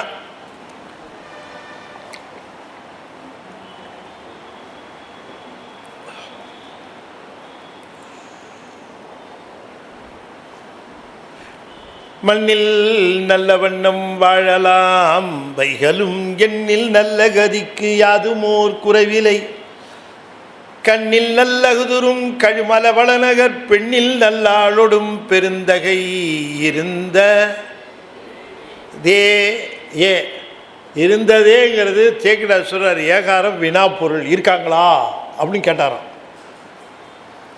அப்பாவும் அம்மாவும் நல்லா இருக்காங்களா அப்படின்னு அப்பா கிட்ட கேட்குறாரு. என் அப்பாவும் அம்மாவும் நல்லா இருக்காங்களான்னு அப்பா கிட்ட கேட்டால் அப்பாவுக்கு எப்படி இருக்கும்? அவர் மிஸ்டேக் பண்ணிக்கல. அவர் என் அப்பாவும் அம்மாவும் நல்லா இருக்காங்களா அப்படின்னு கேட்டாராம். என்றைக்கோ பிள்ளைய சைவத்துக்கு கொடுத்தாச்சு, அது அப்படி தான் கேட்கும். சிவபாதரிட்ட கேட்குறாரு, எங்கள் அப்பா அம்மாவும் நல்லா இருக்காங்களா? பெரிய நாயகி தோணிபுரத்து ஈஸ்வரரும் நல்லா இருக்காங்களாப்பா அப்படின்னு கேட்டாராம். நல்லா இருக்காங்கப்பா, நாங்கள் கூட நல்லா இருக்கோம். கேட்கலன்னா அதையும் சொல்லிவிடுவோம். பையன் கேட்க மாட்டான், சொல்லிவிடுவோம். அப்போ இந்த ஏகாரம் என்ன? வினாப்பொருள். ஏகாரம் வினாப்பொருளில் வந்ததுன்னு. அதனால இங்கே கேட்குற அடியார்தாம் இல்லையே அப்படின்னா, அடியார்தாம் இல்லையோ சாமி, உங்களுக்கு அடியார் குறைச்சலாயிடுச்சா சாமி? இதுக்கு வந்து மெனக்கட்டு நான் வந்து ஒரு அன்பன்னு தான் சொன்னேன், அதுக்கு நேராக வந்து ஆட்கொண்டு லிஸ்ட்டில் சேர்ப்பா இவரையும் அப்படின்னு சொல்லி விட்டீரே. என்ன வேறு தகுதியே இல்லையே சாமி எனக்குன்றாரு. எந்த தகுதியும் இல்லையே. தகுதியே இல்லாத என்னையும் அன்பனாக்கினாய், அடியனாக்கினாய், அடியார்தாம் இல்லையே அன்றி ஓர் மற்ற பெயனேன் இதுதான் நின் பெருமை அன்றே. இதுதான் நின் பெருமை அன்றே. பெருமானே, உன்னுடைய பெருமையை இதற்கு மேலே எப்படி சொல்லுவது? இதுதான் நின் பெருமை அன்றே.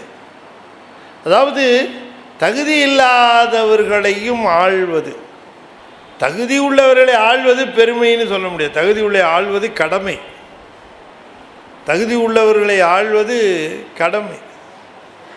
நல்லா படிக்கிற பையனை பாஸ் பண்ண வைக்கிறது கஷ்டமாக சுலபமாம்மா? சுலபம் தானே. நல்லா படிக்கிற பையன் தொந்தரவு பண்ணாமல் இருந்தால் அவனே பாஸ் பண்ணிடுவான் இல்லையா? அவனே பாஸ் பண்ணுவான் படித்து. ஒன்றுமே படிக்காத பையனை பாஸ் பண்ண வைக்கிறது தான் கஷ்டம். அதுதானே சிறப்பு. ஆகையினால இது உன்னுடைய பெருமை, இது எனக்கு பெருமை இல்லை. நான் உனக்கு அடியன் ஆகிட்டேன்னதுனால எனக்கு பெருமை இல்லை. அதை சொல்கிறாரு. அதை திரும்ப, நான் சிவபெருமானுக்கு அடியனாகிவிட்டேன், என்னை அடிமையாக்கி கொண்டார், நான் அடியவனாகி விட்டேன் என்பது எனக்கு பெருமை அல்ல. எனக்கு பெருமை அல்ல, உமக்கு பெருமை. ஏன்னா இப்படிப்பட்ட ஒரு ஆளையும் கூட அடியனாக்கியிருக்க. இப்படிப்பட்ட ஒரு ஆளையும் கூட நீ அடியனாக்கியிருக்க. அதுதான், அது உன் பெருமையா இல்லையா? எப்படி சார் நான் பாஸ் ஆனேன்னு போய் வாத்தியாட்ட கேட்குறான் பையன். சார் எப்படி சார் பாஸ் ஆனேன், நான் எப்படி பாஸ் பண்ண? டேய், நீ தான்டா பாஸ் பண்ணியிருக்க. அதை தான் கேட்குறேன், எப்படி பாஸ் பண்ண? அது மாதிரி கேட்குறாரு. எப்படி அடியறான் சாமி. அப்போ உங்கள் பெருமை பெரிய பெருமை. இதுதான் நின் பெருமை என்றே என் சொல்லி பேசுகேனே. என்ன சொல்லி உன் பெருமையை வளர்க்குறதுன்னு எனக்கு தெரியல. என்கிட்ட வார்த்தை இல்லை, என்கிட்ட வார்த்தை இல்லை. அந்த வார்த்தைகளுக்காக நான் தவிக்கிறேன். என்ன சொல்லி உன் புகழை சொல்லுதுன்னு தெரில. ஏன்னா இப்படிப்பட்ட என்னையும் நான் ஒன்றும் சொல்லலை. நீ மிகப்பெரியவர், அருள் நிறைந்தவர், நான் ரொம்ப தாழ்வானவன் அப்படின்னு நினச்சி தான் நானும் ஒரு அடியவன்னு சொன்னேன். ஆனால் அதுக்கே சாமி என்னை ஆண்டு கொண்டீர் அப்படின்னு சொல்லுகிற பொழுது இப்படி எளிமையாக வருகின்ற அளவிற்கு நான் தாழ்ந்தவனாக இருந்திருக்கிறேன். உன்னுடைய கருணை மிகப்பெரிய கருணை. மணிவாசகர் என்ன சொல்கிறாரு இல்லையா? ஒரு தாய் எந்த குழந்தைய ரொம்ப நல்லா கவனிப்பா? எந்த குழந்தைய நல்லா கவனிப்பா? தான் ஊட்டினா தான் அது சாப்பிடுன்னு சொன்னால் அந்த குழந்தைய எடுத்து மடியில் வச்சுக்கிட்டு ஊர்கதையெல்லாம் சொல்லி அந்த குழந்தைக்கு எடுத்து ஊட்டி தள்ளி எல்லாத்தையும் சொல்லி, இப்போ கூட அந்த கஷ்டம் இல்லை, கையில் செல்ஃபோனை கொடுத்துட்டா போதும். என்ன அதை ஊட்டி அப்படி அந்த தாய் எப்படியாவது ஊட்டுவான், அந்த குழந்தைக்கு எப்படியாவது ஊட்டின்னுமென்ட்டு. இப்போ அதை பற்றி கவலையில் டேபிளில் வச்சுருக்கேன் சாப்பிட்டுக்க அப்படின்னு சொல்லிட்டு போயிடுவான் வீட்டுக்காரர் முதற்கொண்டு. இல்லையா? அப்படி தானே? அங்கே இருக்க எடுத்து சாப்பிட்டுங்க, போட்டு எடுத்து சாப்பிட்டுங்க, மீதி வைக்கக்கூடாது. ஏன்னா நேற்று மீதி இருந்தது, இது திரும்ப அதிகம் மீதி வைக்கக்கூடாது, சாப்பிட்டுங்க அப்படின்னு. நான் 3 நாள் 4 நாள் ஆனதெல்லாம் வச்சு தான் சாப்பிட்றாங்க, ஃப்ரிட்ஜில் வச்சு வீணாக்க மாட்டாங்க, சாப்பிட்றாங்க. என்ன பண்ணுறது? அப்படி வீணாக்கக்கூடாதுன்னு சாப்பிட்றோம். நம்ம பொருளை வீணாக்கக்கூடாது. எதுக்கு சொல்ல வருகிறேன்? ஒரு தாயானவள் எந்த குழந்தை ரொம்ப தானே நேராக பர்சனல் அட்டென்ஷன் கொடுத்ததுனால, நான் இருக்கிறதுலையே பெரிய சவலை பிள்ளை நான், அதனால தான் வந்தீர். அதை வச்சுக்கிட்டு இந்த குழந்தைங்க நான் ரொம்ப பெருமை உடையவன்னு நினச்சிக்க முடியுமா? உனக்குத்தான் பெருமை என்று சொல்லுகிறார். பெயனே ஓர் பெயனே என் சொல்லி பேசுகனே. நீர் தேவரீர் கருணையிலே உன்னுடைய கருணையை எந்த அளவிலும் நாம் எண்ணி பார்க்க முடியாத அளவுக்கு மிகப்பெரிய கருணை உடையவர் என்று சொல்லி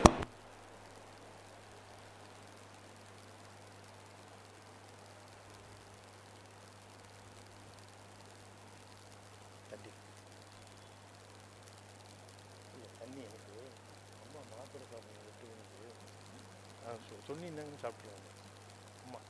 அம்மாட்ட சரி.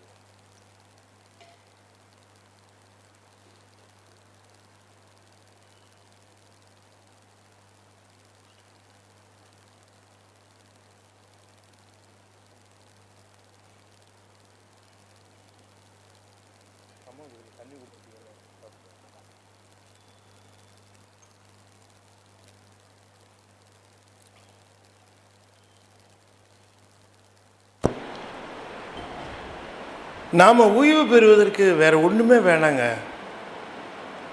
கண்டது கிடையாதெல்லாம் போட்டு குழப்பிக்கவே வேண்டாம். அன்பு, பக்தி, தன்னலமில்லாத அன்பு, தன்னலமில்லாத பக்தி. திருவாசகம் அதைத்தான் காட்டுது.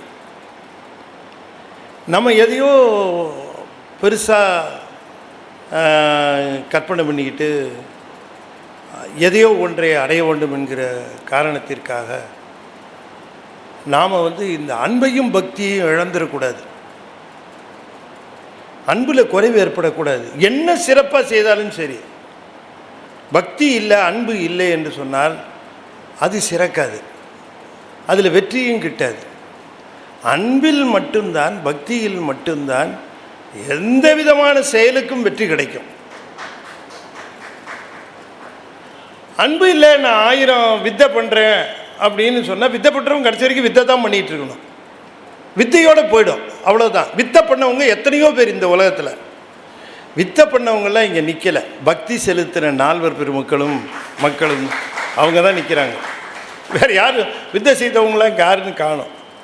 அன்பு, அன்பு மிகப்பெரிய வல்லமை வாய்ந்த ஆயுதம். அன்பை பெருக்குவதில் என்ன செய்ய முடியும்? நமக்கு எப்படி பெருக்கலாம் அன்பை? திருமுறையை பாடுவதில், இல்லை திருக்கோயில் போவதில்.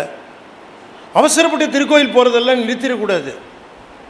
எந்த காரணத்தை முன்னிட்டு நமக்கு மிகப்பெரிய போதனையாக நால்வர் பெருமக்கள் காட்டியது இதுதான். மணிவாசகர் சிவபெருமானையும் வந்துவிட்டார்.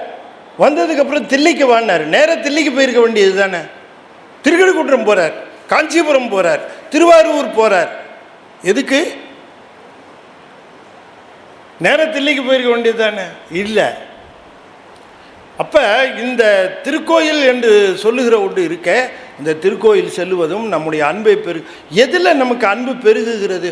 திருக்கோயிலா, திருப்பூசையிலா, சிவபூசையிலையா, அல்லது தேவாரம் ஓதுவதிலையா? அதை பெருக்கிக் கொள்ள வேண்டும். அன்பை பெருக்குவதிலே நமக்கு கவனம் அதிகம் இருக்க வேண்டும்.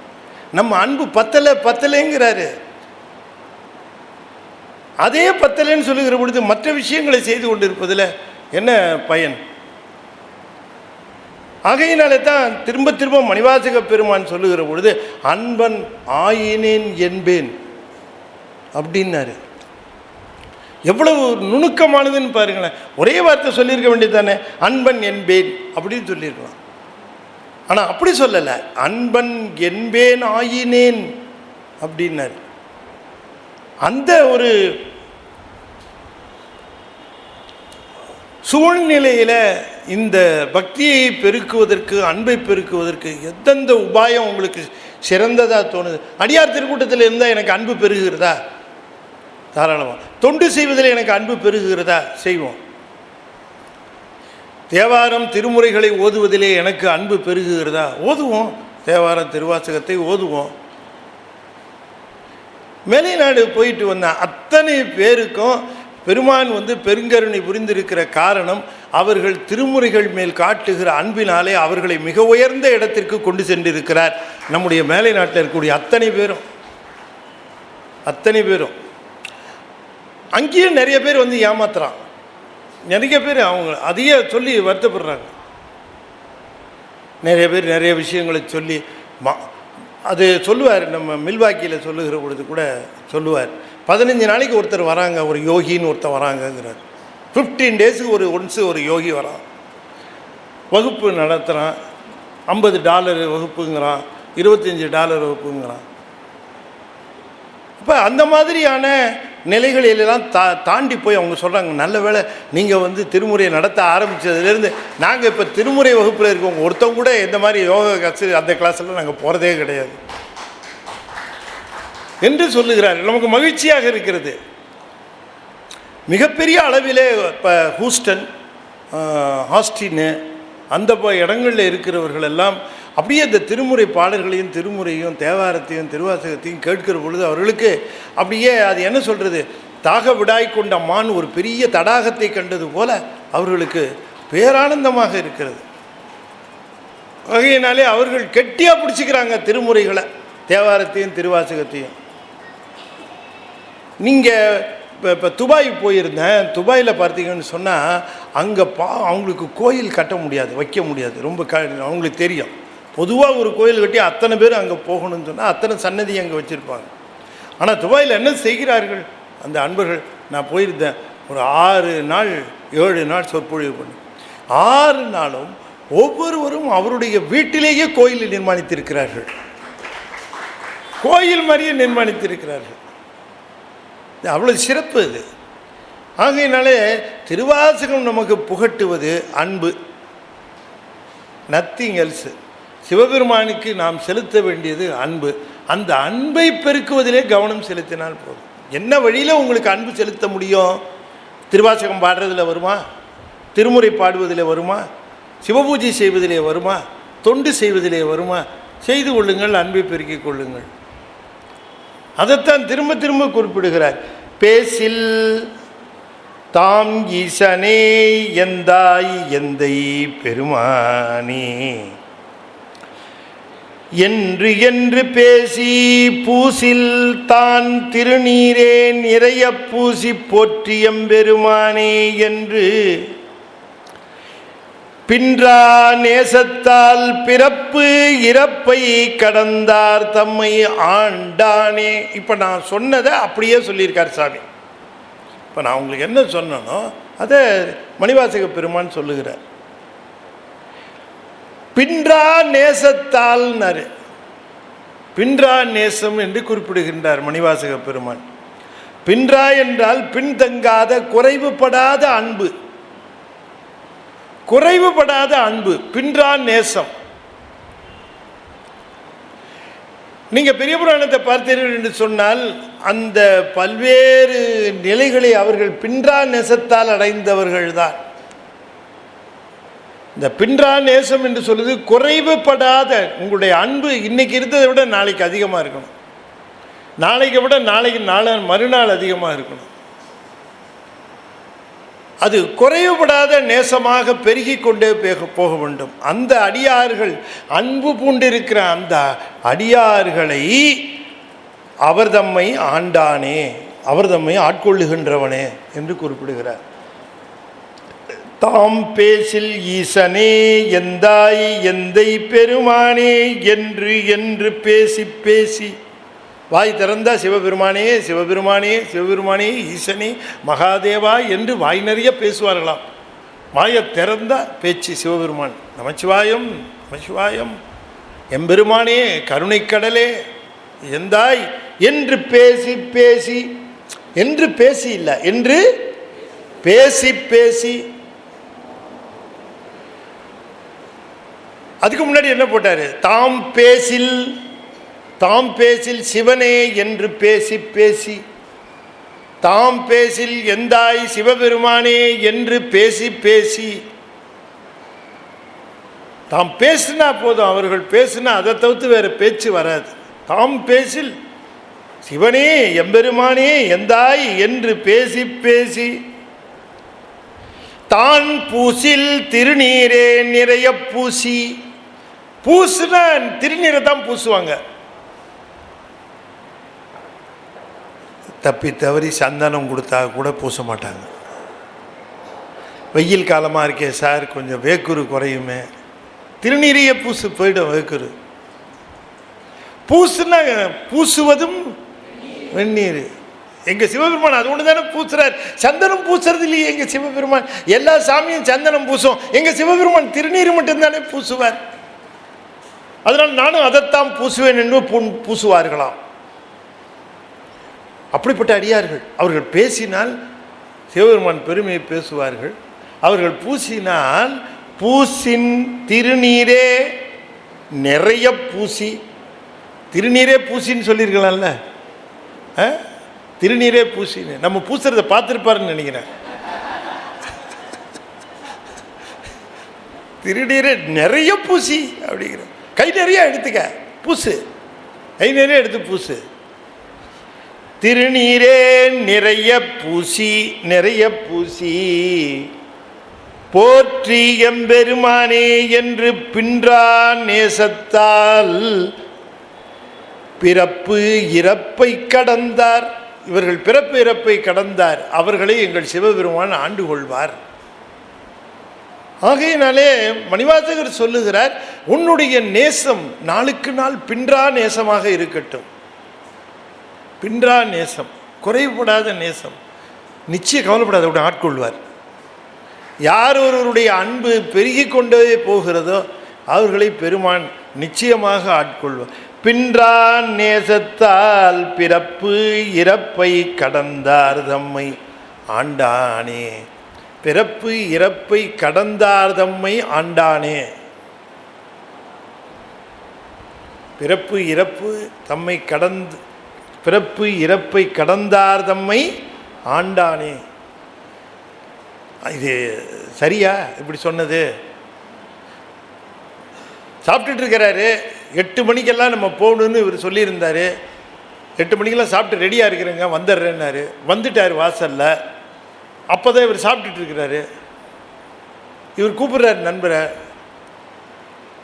ஹலோ அப்படிங்கிறாரு. உடனே இவர் என்ன சொல்லுவார்? என்ன சொல்லுவார்? இதோ வந்துட்டேன்.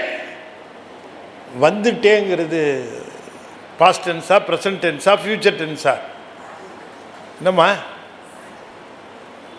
Past டென்ஸா, present டென்ஸா, future? நல்லா சரியாக சொல்லு. வந்துட்டேன்.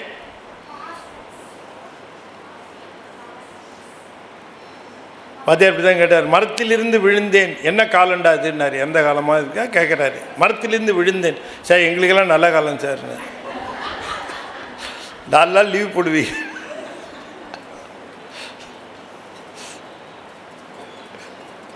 அது மாதிரி ஹலோ அப்படின்னு கூப்பிட்டேன். இதோ வந்துட்டேன். வந்துட்டேங்கிறது பாஸ்ட் டென்ஸு. இதோ வருகிறேன் அப்படிங்கிறது ப்ரெசன்ட் டென்ஸு. இதோ வருவேன் அப்படிங்கிறது ஃபியூச்சர் டென்ஸு இல்லையா? வந்துட்டேன், வருகிறேன், வருவேன். இப்போ அவர் கூப்பிடுறாரு, சாப்பிட்டுட்டு இருக்கிறார். அவர் என்ன பதில் சொல்லியிருக்கணும்? வருவேன் அப்படி தான் சொல்லியிருக்கணும், ஃபியூச்சரில் சொல்லியிருக்கணும். வந்துட்டேன்னு பாஸ்டில் சொல்கிறாரு. ஏன் அப்படி சொல்கிறாரு? ஃப்ரெண்டை ஏமாத்துறதுக்கா? ஏன் அப்படி சொல்கிறாரு சொல்லு, காரணம் சொல்லி பார்க்கலாம். உங்கள் 3 பேர்த்தில் யார் வேணாலும் சொல்லலாம். அப்படி சொல்கிறது உண்டா இல்லையா? இது வந்துட்டேன்னு சொல்லுவாங்களா இல்லையா? வந்துட்டேங்கிறது பாஸ்ட் டென்ஸ், இறந்த காலம். ஏன் இறந்த காலத்தில் சொல்கிறார்? வருவேன்னு, இதோ வருவேன் அப்படின்னு தான் சொல்லியிருக்கணும். ஏன் பாஸ்ட் டென்ஸில் சொன்னார்? அப்படின்னா அது விரைவு நோக்கியும் அல்லாமல் நிச்சயம் நோக்கி. என்னது? நிச்சயம் நோக்கி. நிச்சயமாக வந்துடுவேன், இதோ வந்துட்டேன். விரைவு நோக்கி இதோ வந்துட்டு இருக்கிறேன் அப்படிங்கிறதெல்லாம் கூட வந்துட்டேன்னா அது நடக்க போகிறது முன்னாடியே சொல்லும். அன்பு செலுத்துகிறவர்கள் எதிர்காலத்தில் முக்தி பெறுவார்கள், பிறப்பிறப்பை நீங்குவார்கள். அன்பு செலுத்துகிறவர்கள் இல்லையா? அன்பு செலுத்துகிறவர்கள் முக்தியை, பிறப்பு இறப்பை எதிர்காலத்தில் நீங்குவார்கள். அப்படி தானே? அன்பு செலுத்துகிறவர் பிறப்பு இறப்பை நீங்குவார்கள். இவர் சொல்கிறார், பிறப்பு இறப்பை நீங்குகிறவர்கள் அன்பு செலுத்துகிறார்கள். பிறப்பு இறப்பை நீங்கினார் அன்பு செலுத்துகிறார். பிறப்பு இறப்பை நீங்கினார்னா பாஸ்ட் டென்ஸ். இன்னும் போகணும், வாழ்ந்து முடிச்சு தானே பிறப்பு இறப்பை நீங்கணும். இப்போ பிறப்பில் தானே இருக்கிறாங்க. இருக்கும்போதே பிறப்பிறப்பை நீங்கினார் அன்பு செலுத்துகிறார்னார். புரியுதா உங்களுக்கு? பிறப்பு இறப்பை நீங்கினார், புரியுதா உங்களுக்கு? முக்தி பெற்றவர் வந்து நிற்கிறார். புரியுதா உங்களுக்கு? முக்தி பெற்றவர் வந்து நிற்கிறார். சிவபெருமானை வணங்கினார்னா என்னங்க அர்த்தம்? இவர் வணங்கி ஒரு முக்தி பெற்று விடுவார்னு நிச்சயமும் விரைவும் துணிவும் பற்றி அந்த பாசனத்தை சொல்றது. அதுபோல சொல்லுகிறார். இங்க பாருங்க, நேசத்தால் பிறப்பு இறப்பை கடந்தார் தம்மை ஆண்டானே. அது எப்படி சொல்லியிருக்கணும்? நேசத்தால் என்ன பண்ணியிருக்கணும்? ஆண்டு கொண்டதனால பிறப்பு இறப்பை கடந்தார், அப்படித்தானே சொல்லியிருக்கணும். இவர் ஆண்ட பிறகுதான் பிறப்பிறப்பை கடக்க முடியும். இவர் பிறப்பிறப்பை கடந்தவர்களை போய் ஆண்டாருன்னா அவன் தான் ஏற்கனவே பாஸ் பண்ணிட்டானா, அவனை வந்து இவர் பாஸ் பண்ண வைக்கணும். புரியுதா உங்களுக்கு? அப்படின்னா என்ன அர்த்தம்னா விரைவு நோக்கி. நிச்சயமாக பாஸ் பண்ணுற பையனாக பார்த்து உங்கள் ஸ்கூலில் சேர்த்துக்கிட்டீங்க சார். நீங்கள் சில காலேஜில் என்ன பண்ணுவாங்க, சில ஸ்கூல்ல எல்லாம் நல்லா படித்து பாஸ் பண்ணுற பையனாக பார்த்து சேர்த்துக்கிட்டு 100%மா. அவன் தான் ஏற்கனவே பாஸ் பண்ணுற பையனா அவனா நிச்சயம் பாஸ் பண்ணிடுவான் இல்லையா? அப்படி பார்த்து தானே சேர்த்துக்கிறாங்க. அந்த மாதிரி பிறப்பு இறப்பை கடந்தார் தம்மை ஆண்டானே அப்படின்னு அதை சொல்லுகிறார். அது விரைவு நோக்கியும் துணிவு நோக்கியும் சொல்லுகிறார். நேசத்தால் பிறப்பு இறப்பை கடந்தார் தம்மை ஆண்டானே அவா வெள்ள கல்வனேனை மாசற்ற மணிக்குன்றே அயந்தாய் அந்தோ என்னை நீ ஆட்கொண்ட வண்ணம் தானே. பெருமானே, அவர்களை நீவீர் ஆட்கொண்டார். அவங்க பேசுனா உன் பெருமை பேசுவாங்க, பூசுனா உன் திருநீரைத்தான் பூசுவாங்க. இப்படிப்பட்டவர்கள் அன்பினாலே பிறப்பிறப்பை கடக்கின்றவர்கள் நிச்சயமாக தெரியும். அவர்களை ஆட்கொண்டதற்கு காரணம் சொல்லவே வேண்டியதில்லை. ஆனால் என்ன ஆட்கொண்டியே என்ன காரணம் அப்படின்னு கேட்குறார். என்னை ஆட்கொண்டியே என்ன காரணம்? என்னை ஆட்கொண்டியே என்ன காரணம்னு கேட்டாருன்னா அதுக்கு என்ன அர்த்தம்? என்னை ஆட்கொண்டுட்டு விட்டுட்டு போயிட்டே என்ன காரணம்னு அர்த்தம். புரியுது அவளுக்கு? ஆட்கொண்டு இருக்கவே கூடாது, ஆட்கொண்ட அப்புறம் விட்டுட்டு போயிட்டிய. ஆட்கொண்டு விட்டு செல்வதற்கு என்ன காரணம்? வினையினேன். ஒரு வேளை வினை இன்னும் பாக்கி இருக்கும். வினை பாக்கி இருக்கும்போது எதுக்கு ஆண்ட? லாஜிக்காக பிடிக்கிறார் அவரை சாமிய. ஆண்டானே அவா வெள்ள கல்வனேனை. அவா வெள்ளம். அவா எனக்கு 1 2 கிடையாது, வெள்ளமாக இருக்கிறது அவா. ஆசை எப்படி இருக்குன்னா வெள்ளமாக இருக்குது. அந்த வெள்ளமாக இருக்கக்கூடிய ஆசைகளில் இருக்கக்கூடிய கல்வனேனை மாசற்ற மணிக்குன்றே எந்தாய் எந்தாய் அந்தோ என்னை நீ ஆட்கொண்ட வண்ணம் தானே. பெருமானே, என்னை ஆட்கொண்ட வண்ணம் தான் என்னன்னு சொல்றது? வண்ணம்தான் செய்யது அன்று வெளிதே அன்று. தேவர்கள்லாம் ஒருவருக்கு ஒருவர் பேசிக்கிறாங்களாம்.